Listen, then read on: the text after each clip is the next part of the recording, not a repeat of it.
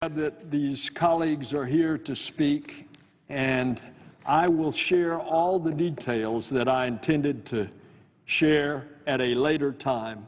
I thank the Senate for their attention, and Mr. President, I yield the floor.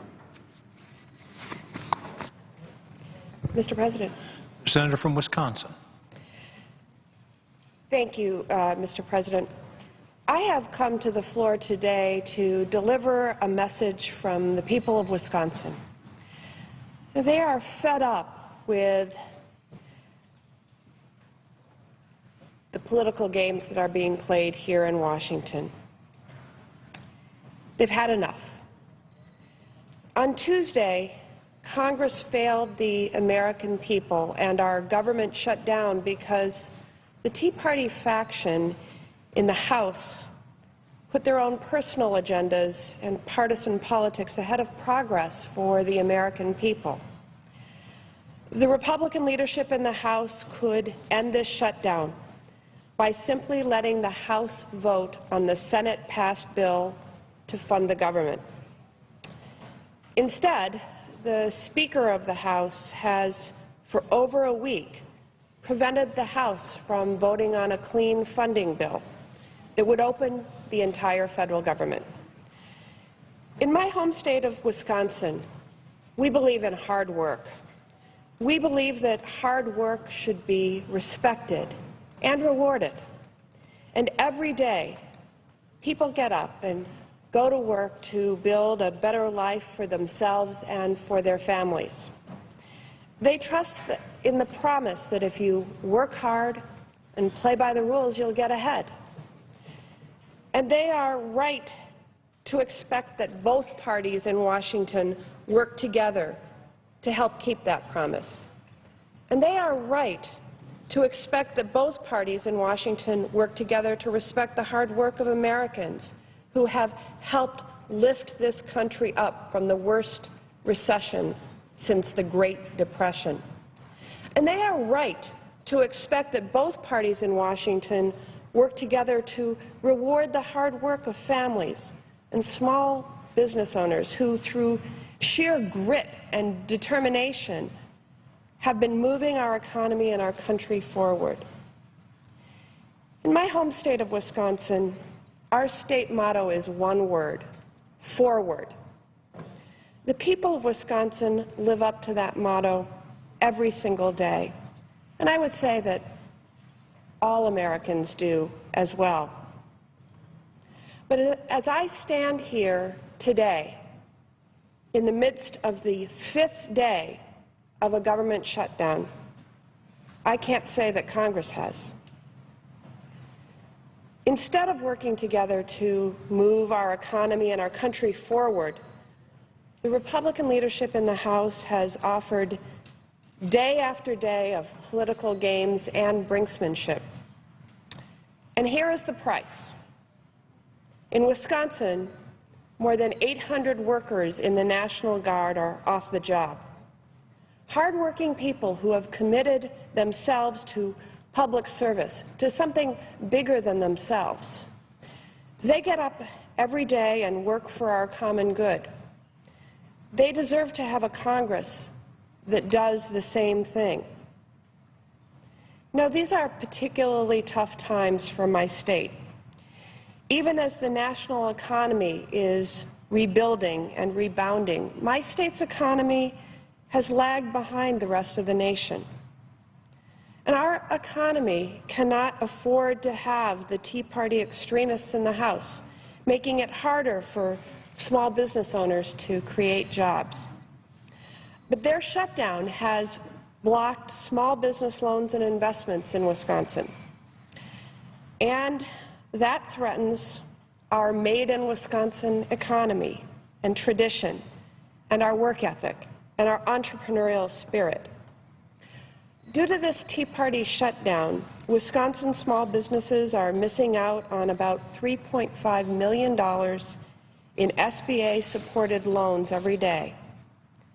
That means Wisconsin small businesses have been denied access to critical loans since this shutdown began. We know that the majority of new jobs in the United States are created by startups. And small businesses are engines of our economy, creating 2 out of every 3 new jobs right now. So our economy needs to have a Congress that is supporting and strengthening small business efforts, not a Congress that steers from one manufactured crisis to another. In Wisconsin, groundbreaking research supported by the National Institutes of Health adds more than $800 million a year to Wisconsin's economy.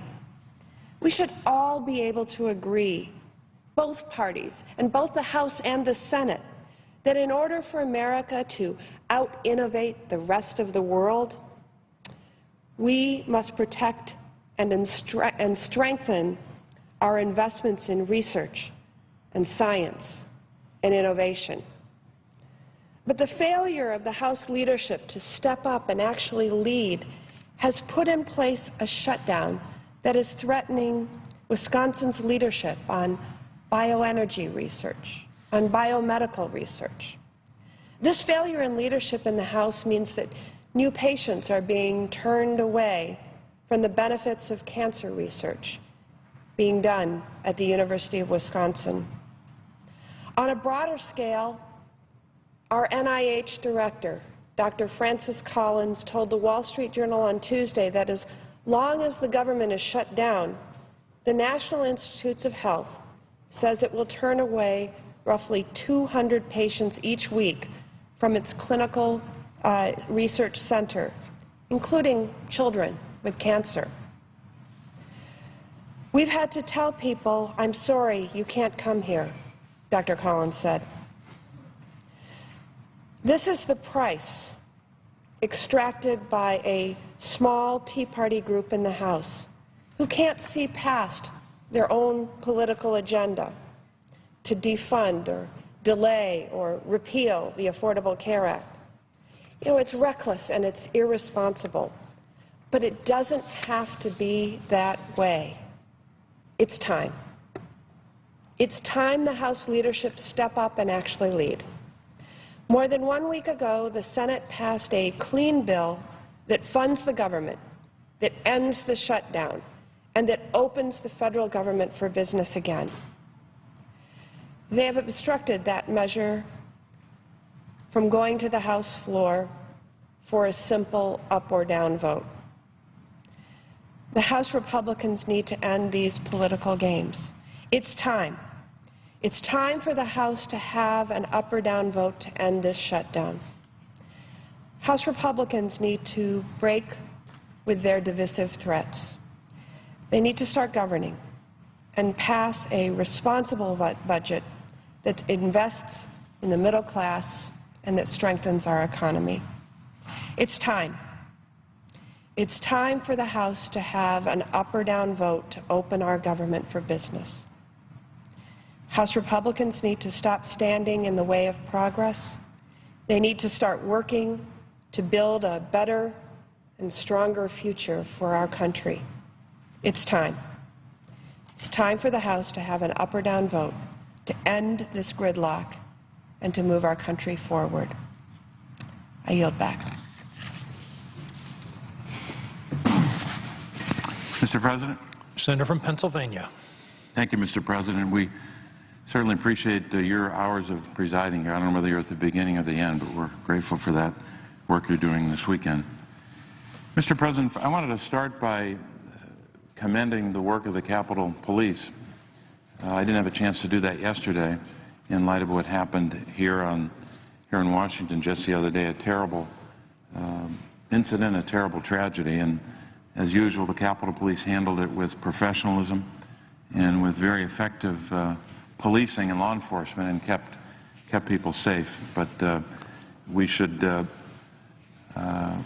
commend them on every day, not just on days when there's a dangerous incident that takes place. So we thank them for that. And we gather here today to talk about our country and whether or not we're going to finally, after almost a full week now, finally have a government that's open and operating and functioning. I think a lot of people in both parties, and maybe more so on the Republican side of the aisle, have a better chance this week to understand or to appreciate or to have insights into what our government does every day, how it helps people, how it keeps our economy moving, and how it keeps us safe. I just hope those lessons are being learned. When I'm in Pennsylvania or when I'm here and getting communications from Pennsylvania, people say to me, they ask, in light of this shutdown, they ask some basic questions. A lot of the questions are the same. When will it end? How will it end? Is there a way out? Those kinds of questions. And they really don't know, because there's often not a readily identifiable answer. But as complicated as this is, and as difficult as it's been, especially for people directly affected or even affected indirectly for folks around the whole country, there actually is a pretty simple answer. And maybe it's been overlooked this week. And it really comes down to really one word. And technically it's two words. The first word is just, and the second word is vote. But in our social media age, often words are kind of jammed together. So maybe we'll just say it's one word, just vote. And people might say, what does that mean? Well, you should have votes all the time, and I understand that the House and the Senate vote on things all the time. What does just vote mean? Well, it's actually rather simple.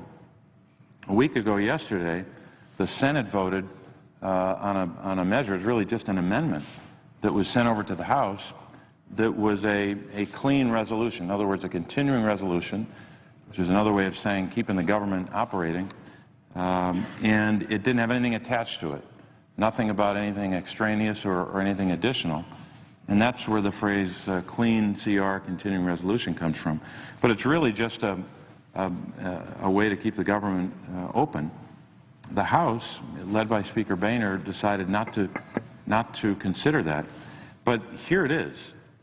It's actually pretty simple. It's an amendment to House Joint Resolution 59. It's amendment number 1974. And you can see the markings on it when it was being considered here. But it is all of 16 pages, doesn't even get to the end of page 16. But it's a simple document, and it's been sitting over there for a week.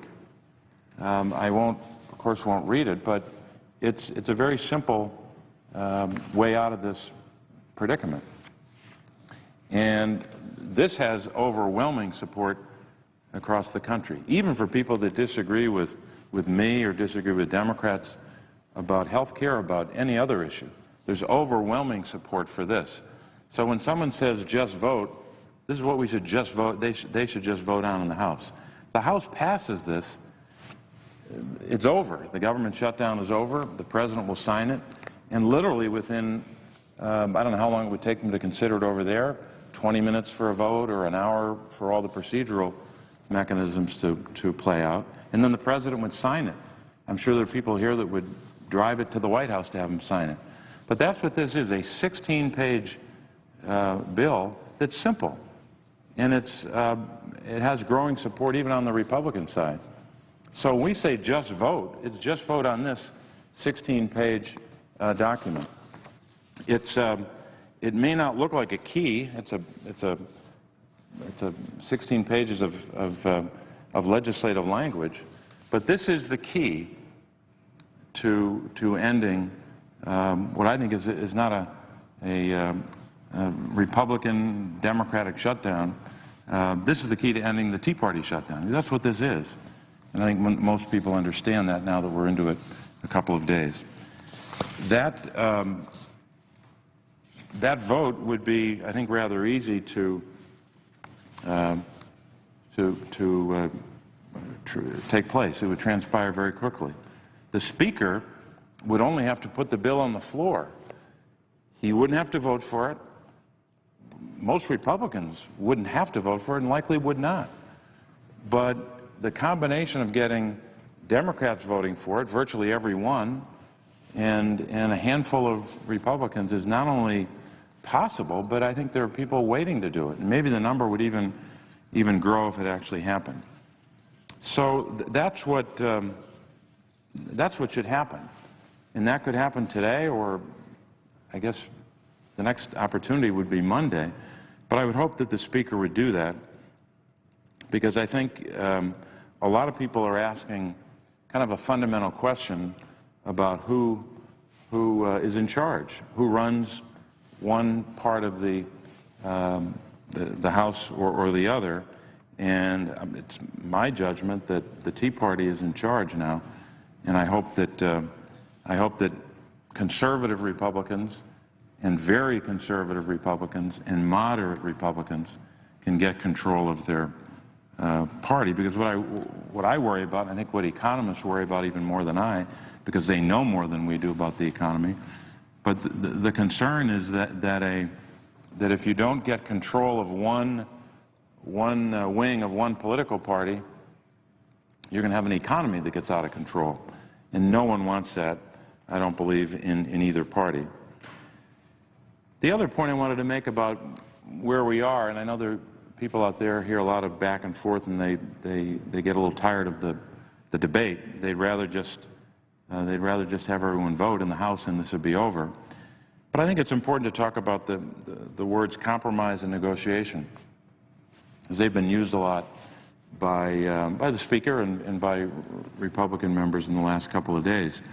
I think the record is pretty clear, even though some have forgotten it, but there's some reminders this week, that the negotiation and the compromise on the resolution to keep the government operating already happened weeks, if not months ago, where both sides agreed that a resolution to continue funding the government would go forward with nothing attached to it.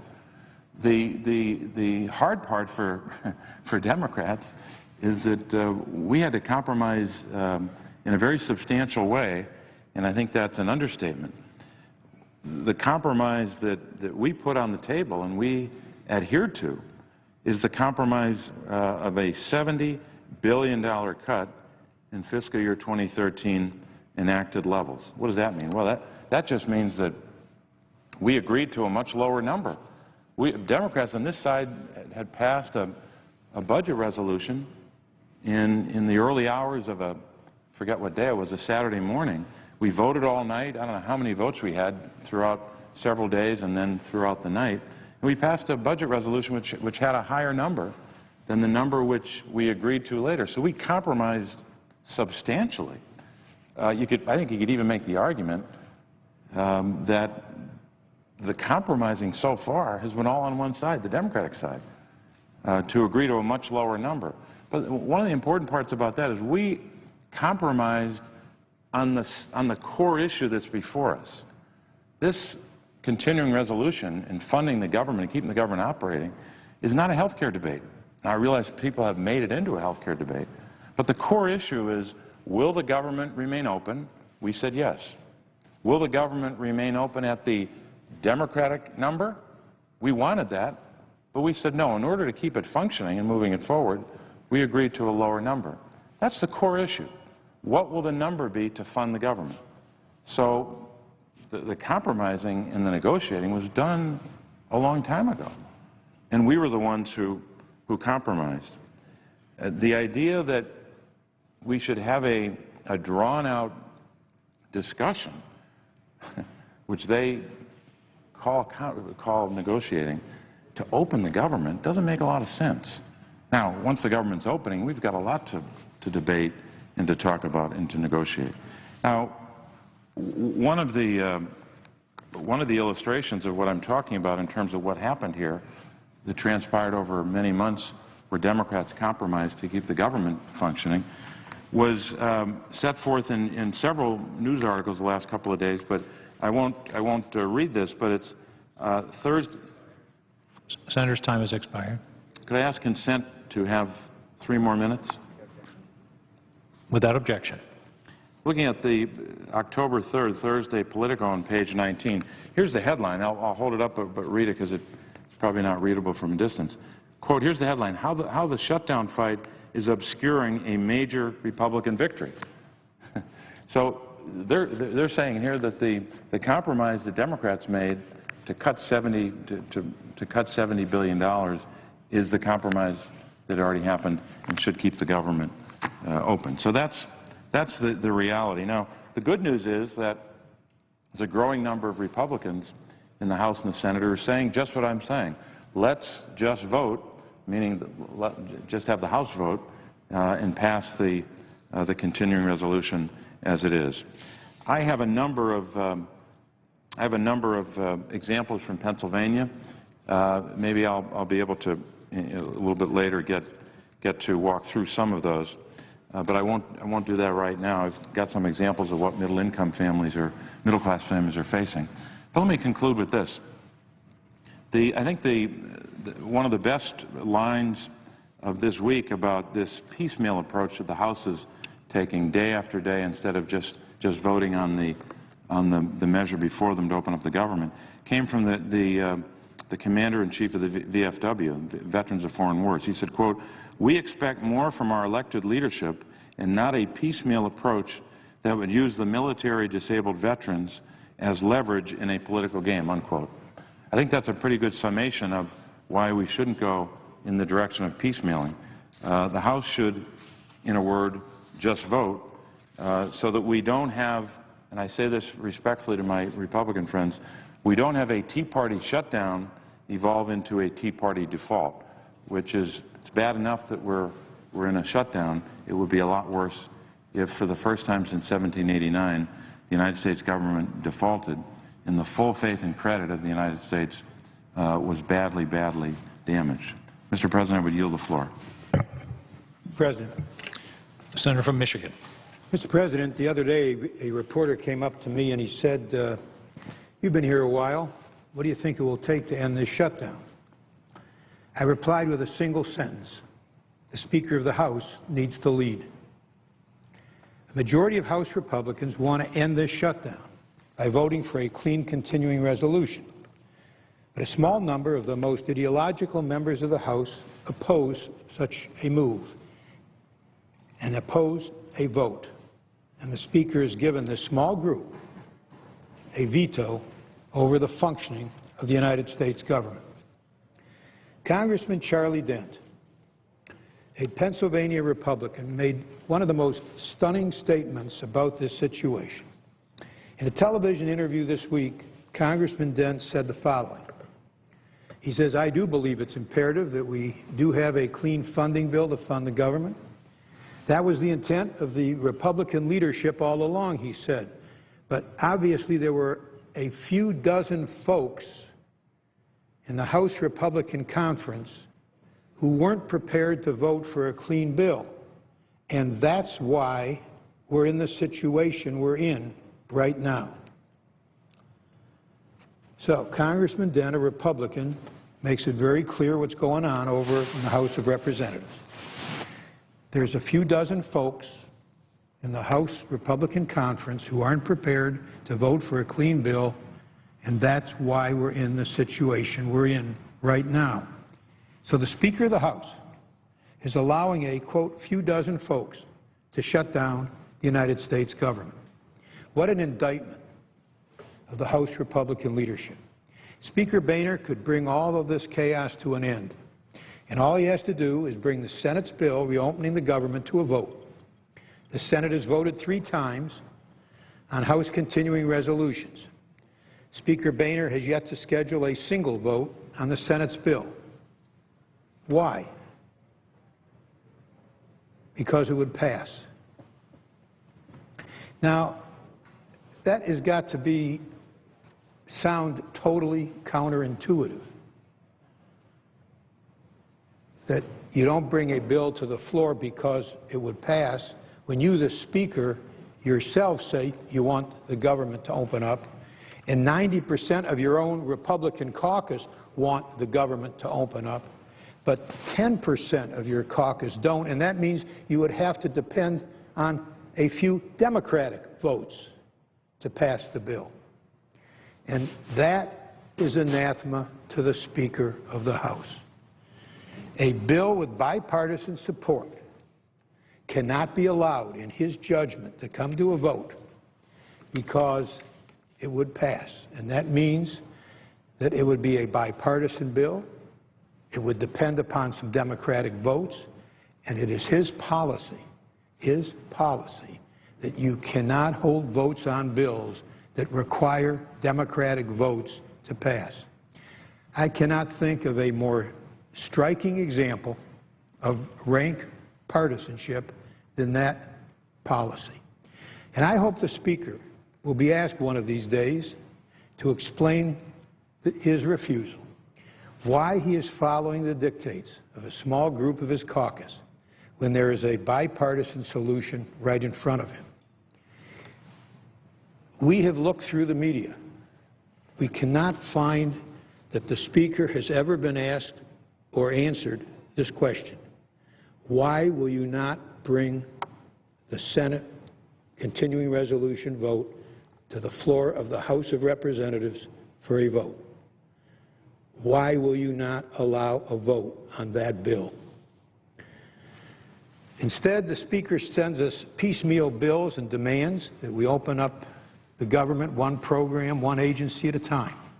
Today there's a new element, a bill that would pay federal employees, whether they're on the job or not, during this shutdown. Now, federal employees didn't ask to stop working, so we should pay them. But why in heaven's name, should we not let them get back on the job serving this country if they're going to be paid? Why not pass a continuing resolution and let them work? This bill to pay federal employees who aren't working retroactively passed apparently unanimously today in the House of Representatives. Why not let them work? Pass a continuing resolution. Now, I also want to ask the Republicans who support this bits and pieces approach this question. When all this piecemeal legislating is through, what is it that you propose to remain closed? Is it the USDA inspectors or offices that process small business loans? Is it the agency that works on Pell Grants for college students? Is it NOAA forecasters who keep the watch on hurricanes? Is it FEMA workers who respond when storms come ashore? Is it the furloughed workers at the National Institute of Health who process the grants that fund so much of our nation's health research? Just which Americans do the House Republicans intend to keep as hostages to their obsession with repealing Obamacare? And one of the problems with the Republican approach is that it makes gross judgments as to who will be ransomed and who will remain a hostage. What agencies get ransomed, which ones remain hostage? Now, I don't think we can be satisfied with freeing some of the hostages while the rest remain captive. That's not what this country's all about. We're not the United States of national park visitors or the United States of the NSA. We're one nation, and that's why the attempt of the Republicans in the House to pick off one group of Americans at a time is going to fail. And then I heard one Republican over here say the other day that our call, the Democratic call, to open the entire government was, and I quote, cynical. What a remarkable statement. Here's what I call cynical. Shutting down government cancer trials for young patients, Head Start classrooms for students, benefits for the families of our troops who fall in combat, shutting down all that and hundreds of other things, and then offering to restore the government in slivers, piece by piece, while pretending you're doing the country a favor. Boy, that's pretty doggone cynical. Acting as if it's a compromise worthy of praise to shut down our government and then to allow portions of it to reopen today, perhaps another portion or two tomorrow, and another portion or two the day after that. That's cynicism. The antidote to that cynicism is the true spirit of this country, and it's embodied in people like Congressman John Dingell and former Senate Majority Leader Bob Dole. Bob Dole's a Republican. Both of those great gentlemen, Congressman Dingell and Senator Dole, served this country in peace and in war.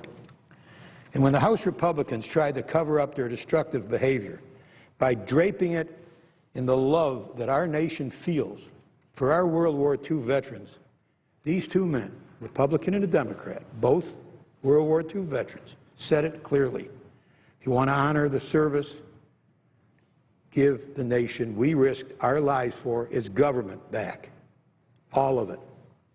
Here's what they said in a joint statement, quote, if this Congress truly wishes to recognize the sacrifice and the bravery of our World War II veterans and all who have come after, it will end this shutdown and reopen our government now. Senator Dole and Congressman Dingell added, quote, piecemeal or partial spending plans do not adequately ensure that our veterans, and indeed all Americans, have access to the system of self-government established to serve and protect them. So, Mr. President, Republicans have a simple choice. Continue their current dead-end approach or reopen the government, and then have discussions about health care or the budget or other issues that they wish to discuss. It's time for those Republicans who say that the government should be open, who say that they don't believe in these destructive tactics, to match their words with deeds.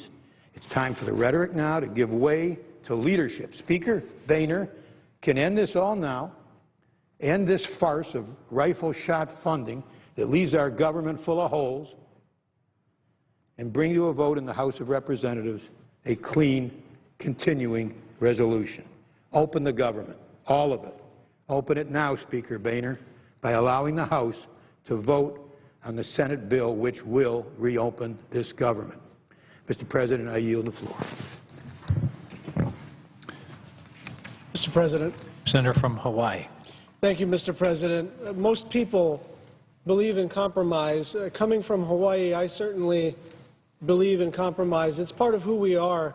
You see, when you live on an island, no matter how contentious issues may get, you know that because of your geographic limitations that you will always see someone the following morning at the Safeway, at the coffee shop, at the bus stop, or back at work. And so I am deeply, personally inclined towards compromise, and so are the people that I represent back in Hawaii. But the problem here is that the House Republicans' supposed compromise is not a compromise at all. Absent from their press conferences and their photo ops is the truth. They are attempting to extort the end of the Affordable Care Act in exchange for doing the job that they were elected to do, a job that 800,000 federal employees need them to do, which is simply just to pass a bill to fund the government. Passing observers, people who are busy last week, may be tempted to cast blame on both parties. But the reality is that there's no question, by any objective measure, whose recklessness has forced our government to halt many of its most important services. This shutdown is on the Speaker and the Tea Party. Meanwhile, my friends and neighbors back home are suffering. 25,000 people in Hawaii are federal employees, and most of them are going without paychecks. More than 36,000 women and children in Hawaii depend on the Supplemental Nutritional Program for Women, Infants, and Children, which makes sure that low-income mothers and infants are fed. Without funding, these families could actually go hungry. More than 3,000 children in Hawaii participate in Head Start programs. Head Start is a program that provides early education and related social services to children and their families. Without funding, these kids will have no place to go every day. Only 3 weeks after 250,000 gallons of molasses spilled into Honolulu Harbor, one of the worst environmental catastrophes in the history of the island of Oahu, federal support for investigation, cleanup, and restoration activities have essentially had to stop. Those Environmental Protection Agency and National Oceanic and Atmospheric Administration employees responsible for assisting are not allowed to report to work. And at the Pearl Harbor shipyard, 2,600 employees are furloughed. Workers are forced to stay home, causing real economic hardship. This continued uncertainty not only affects them, but it affects the decisions of future shipyard workers, who may now choose other professions rather than become the naval engineers that Hawaii and our nation desperately need. And with nearly half of their workforce at home, Officials at the Pearl Harbor shipyard are forced to make hard choices about what work they can perform. We need to end this shutdown so that the Pearl Harbor shipyard can continue to ensure that our entire naval fleet is ready to respond to any contingency in the Asia-Pacific. These are not theoretical hardships or decisions. My constituents have been sharing their situations with me. I've received many, many letters. Let me give you an example of a person from Kailua, Oahu, who wrote to me by saying, let me start by stating that I am a United States citizen. I love my country. I love my job. I want to work, and I'm proud to support the war fighters when I can work. But I am truly disappointed and feel a sense of betrayal over the past 3 months of furloughs, budget cuts, and being worried about my job and career. Another constituent of mine from Mililani on Oahu serves in the reserves. She relies on the money she receives from her monthly unit training assembly to pay her mortgage. She knows she may not be able to meet all of her financial obligations at the end of this month, which is when her paychecks may stop arriving. But she asked me not to give in on the Affordable Care Act because millions of uninsured Americans deserve access to health care. Even residents who do not collect a paycheck from the federal workforce are suffering. One small business owner from Makawao on the island of Maui is suffering because her business relies on traffic to and from the Haleakala National Park, which has been closed since Monday. She says, and I quote, "Many small businesses like mine felt an immediate impact on our sales as tourists canceled their trips into Hawaii's most visited attraction. And last night I got an email from someone who is waiting on a small business loan, and it's not coming through because of the delay in processing through SBA, and this person is expecting to have to lay off 40 individuals from their small company." And so that the idea that this is somehow a pro-business shutdown, the idea that they are protecting the rights of employers, the idea that this is in any way good for the economy is just belied by all of the facts. Personally, working with a reduced staff, I began answering phone calls myself this week, and many of the stories were similar. Without pay and federal services, life has become uncertain and worrisome for thousands of families. And this is all because House Republicans are throwing a temper tantrum and refusing to take a reasonable vote to reopen the government. And this really is a Tea Party temper tantrum, and it's totally unprecedented. It is a low point for the United States Congress. But there is a simple solution to this, and the senior senator from Michigan pointed it out. It is simple. All that has to happen is for the Speaker of the House to put our legislation on the floor and let the House vote. There is a broad bipartisan majority of members of the House of Representatives who want to reopen the government. And so I have two questions, Mr. President. First, for the media and for the constituents of Speaker Boehner, please ask him why in the world, if there is a majority of members of the House of Representatives prepared to reopen the government, why would he not use his authority to put that legislation on the floor? And I would just ask everyone to ask all of their members of Congress to let the House vote. If we let the House vote, this crisis will be done on Monday morning. Thank you, Mr. President. I yield back.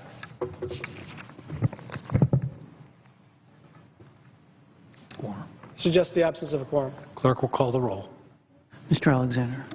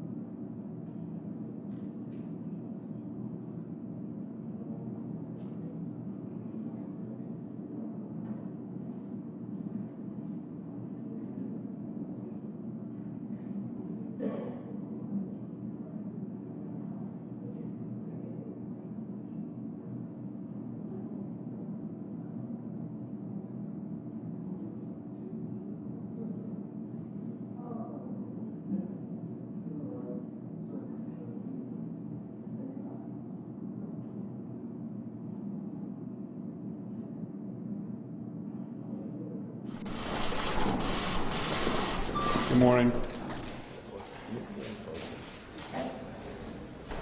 Well, good morning. The House just took another step to try and ease the pain of the federal government shutdown, ensuring that furloughed federal employees will get their back pay. And as you can see, it was a unanimous vote in the House. We had also gotten word yesterday that the Obama administration had been making it very difficult, if not impossible, for chaplains to come and conduct services on government property during the shutdown. And we felt that that really was an abuse of this shutdown and wanted to make sure that the fundamental constitutional right to practice your faith and religion would be upheld. So as you saw again, nearly unanimous on the House floor. And what we are looking at here again is an administration, a president, that seems to be unwilling to sit down and talk with us. We have a majority leader in the Senate that seems unwilling to sit down and work out our differences. And, you know, it's really, if you think about it, it doesn't make if the president has an axe to grind with the opposing party, why he would want to put the American people in the middle of that and enforce the pain on them. You know, up until today, we had 57 Democrats that supported bipartisan bills to relieve the pain of this shutdown. And you have to ask yourself now, with the unanimous vote that we just saw for federal employees, if it's so important to ease the pain for them, what about the vets? Do the Democrats not feel it's important to make sure the pain is eased on them? What about the sick children that need access to clinical trials? Is it not as important to ease the pain of the shutdown for them? Or is it just the federal employees that the Democratic minority thinks is important? You know, we can work this out, and we have, for the period now, in fact, going back 5 years, thought that this shutdown has been brought about by the President's unwillingness to sit down and talk with members of Congress on the Hill. And I think if you were to ask on both sides of the aisle, this administration has been almost absent when it comes to discussions and working out our differences. And we're going to stay focused on trying to ease the pain of this shutdown while we continue to ask both the President and the Senate Majority Leader to sit down and talk. And it has to be clear from the House Republicans, we never desired a shutdown. That's why we continue to pass bills to the final hour that would fund the government. Most Americans don't realize that our final bill, that all we asked was for the Senate to sit down and talk about our differences. Well, that didn't happen. Now, earlier I read and saw where the President canceled his trip to Asia. That's a unique opportunity then. If he's here this weekend, we're here this weekend. This can all end. All the President has to do is sit down along with the Senate Democrats, and we can move forward. So let's recap what has gone on this week. On Wednesday, the House passed opening the national parks, funding the NIH, and local funding for D.C. On Thursday, the House passed funding our Guard and reserves, funding our veterans. Friday, we passed the National Emergency and Disaster Recovery Act. Friday, nutrition assistance for low-income women and children. And today, as the leader said, we made sure all the federal employees and also made sure the military was able to have service on Sunday. The Senate. Wednesday, no roll call votes. Thursday, no roll call votes. Friday, no roll call votes. But they have worked. They did adopt the National Chest Week. This has got to stop. Everyone hurts in a shutdown. We never desired a shutdown, and we never asked for a shutdown. That's why we fully funded the government. And we continue to fund the government each and every day as we go forward. I think now is the time, since everyone's in town, to pick up the phone, to work together, and solve the problem. While Senate Democrats and the President refuse to negotiate with House Republicans, we continue to do our work. We've now passed 12 bills that fund critical parts of the federal government. We have just passed a bill that will take care of the 800,000 federal employees that were furloughed. Contrary to what the President and those in the White House believe, there are no winners when the federal government shuts down. There are real consequences. And the House did not want this shutdown, and we believe their my way or the highway mentality cannot be sustained. We look forward to sitting down with them and working through our differences so that we can stop inflicting pain on hardworking Americans. Yeah, this is the great challenge that we have. We really didn't want to be here at this moment.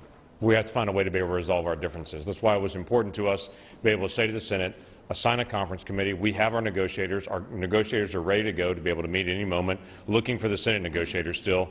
They are not willing, apparently, to even sit down at a table and negotiate this. Now, they are willing, as Kevin had mentioned before, they are willing to assign next week as National Chess Week.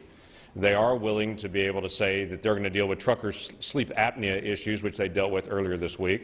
They are willing to be able to put out a resolution on Venezuela, as they did earlier this week. But they're not willing to be able to sit down with us and actually get to the work to get our government restarted again. We've got to do that. And I'm amazed that after this conference passed unanimously, the Senate passed unanimously, and the President signed instructions that our military, our civilians, and civilian contractors that work with our military should be held harmless in this entire shutdown, that after a week, we're still waiting for them to implement the law that was put into place a week ago, as the lawyers in the Pentagon discuss what civilians are affected by that and what civilian contractors are affected. They're allowing us to have more and more pain and try to inflict that on the American people, specifically in the military, when all of us agreed together before the shutdown even occurred that they would be held harmless entirely in this. It's very frustrating that we have to push this, that we even have to pass something today that houses of worship, places of worship, and chaplains should still be able to work over this weekend engaging in worship. For many people, worship and getting a chance to practice their religious faith is an essential part of their life. And for the administration to pull back and say there will be places where you won't have worship on a weekend for our military is absolutely unacceptable. So I'm glad we passed that in the House today. Hopefully the Senate will take that up and that the bases and everyone will know from the Pentagon that this is something we have to do. Hold them harmless in the middle of all this and to make sure that we're continuing to protect what was the intent originally before this even began. Questions? Why are you ignoring the Republicans in your caucus who would support bringing a clean CR to the floor and passing that, voting and passing that? The Republican position has continued to be no special treatment under the law, no special treatment under Obamacare.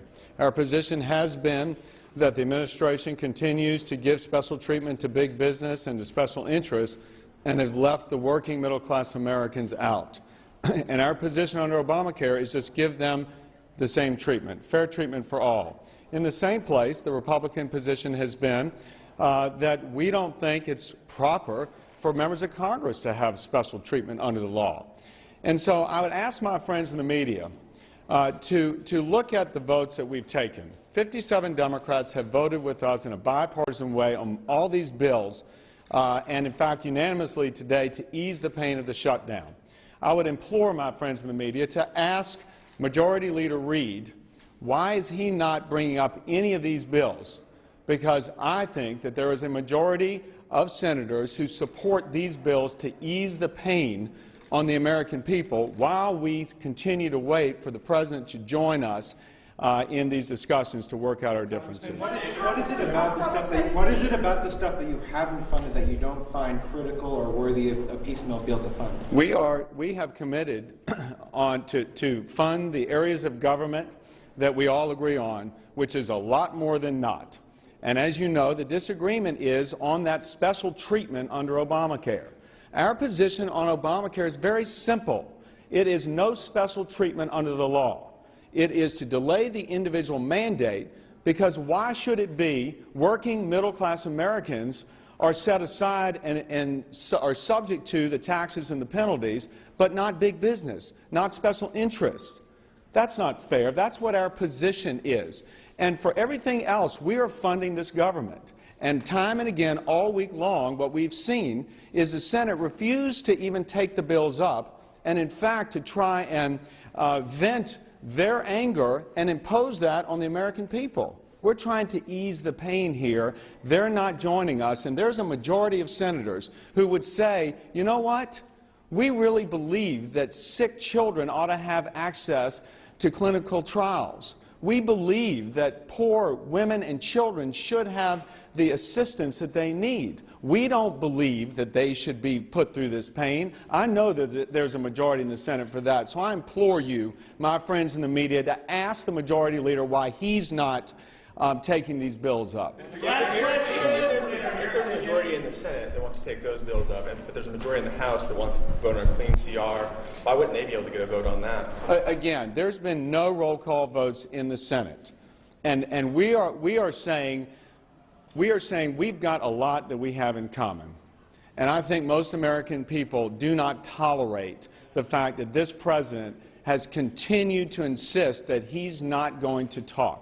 In fact, if you saw James Baker's comments in the news today, he said it is an utter failure of presidential leadership for this president to sit on the sidelines, to issue warnings and to scare the markets and the public about this, somehow anticipating that if something were to happen, he could say, "I told you so."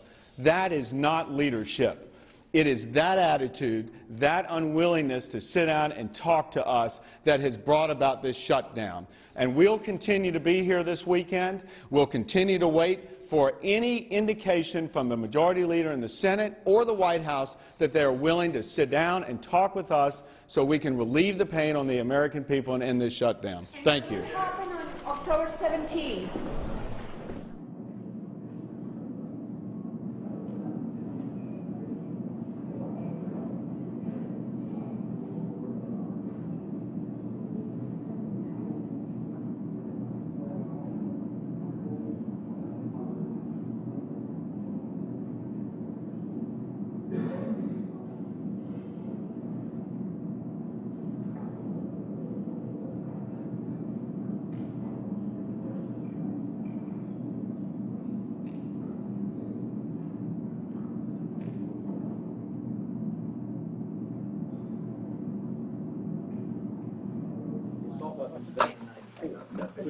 which they recalled the Congress in August of '94, in the middle of August. So they looked at the rule before they went out, and then they got the votes and called it back and rushed.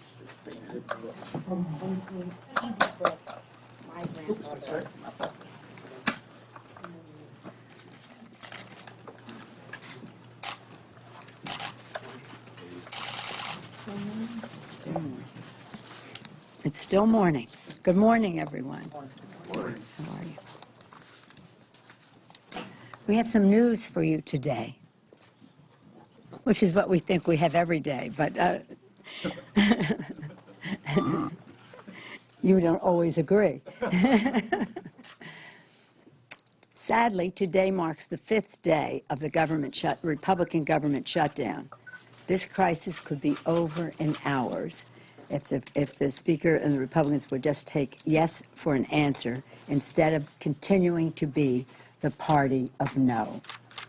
On 7 different occasions, the Republican Party of no has not taken yes for an answer of Democrats offering motions on the Senate-passed Republican number of 986.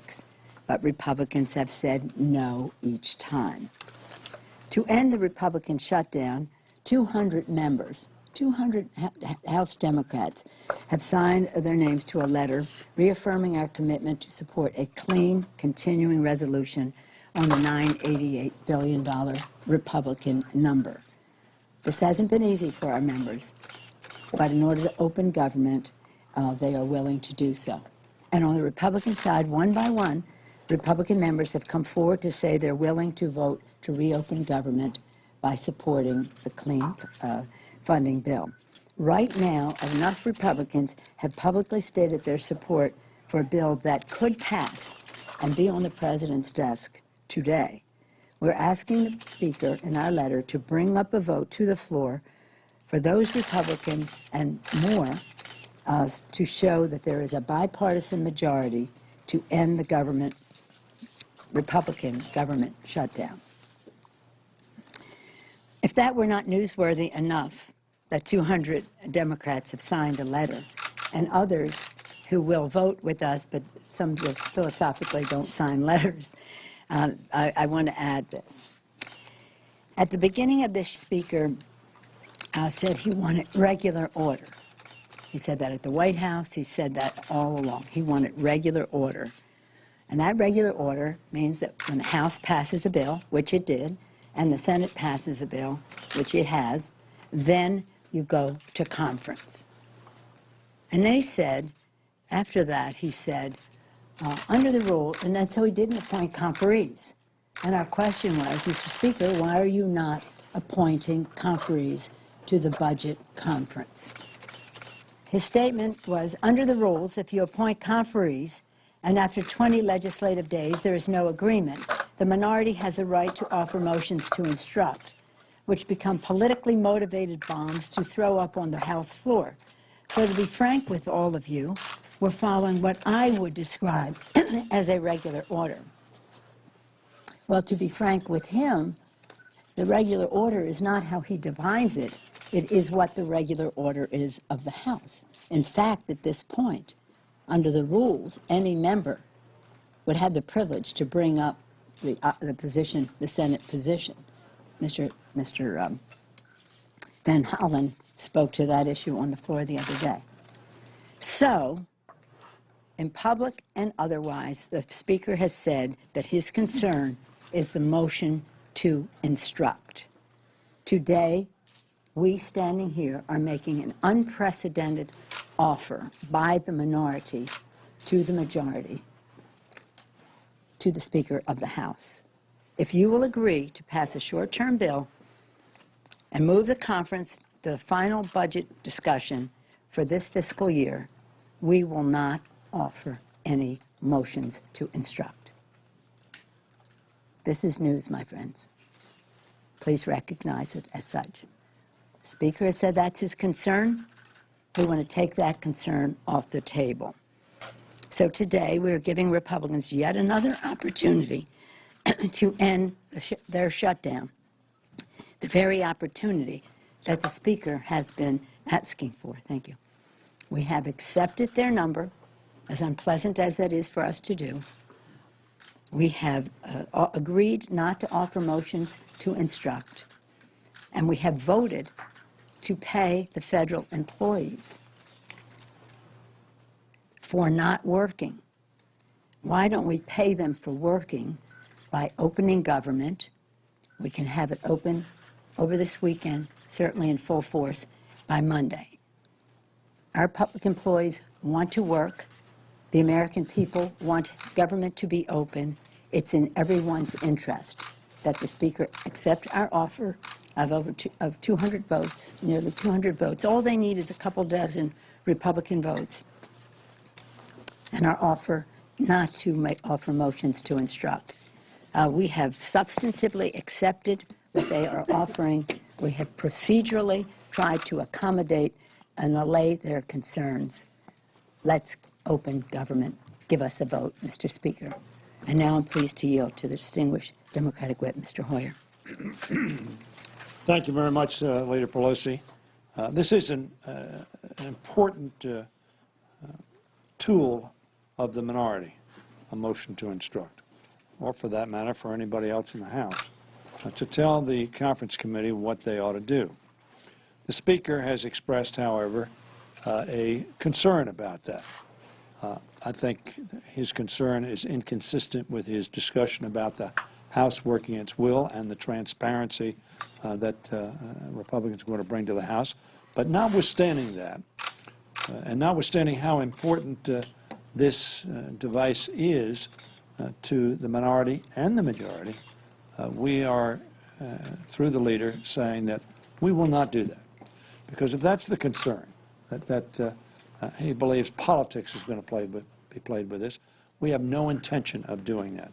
And I want to congratulate Leader Pelosi for informing the Speaker and the Republican side of the aisle that ought not to be and should not be and will not be a concern of them or a reason for them to delay going to conference on the budget.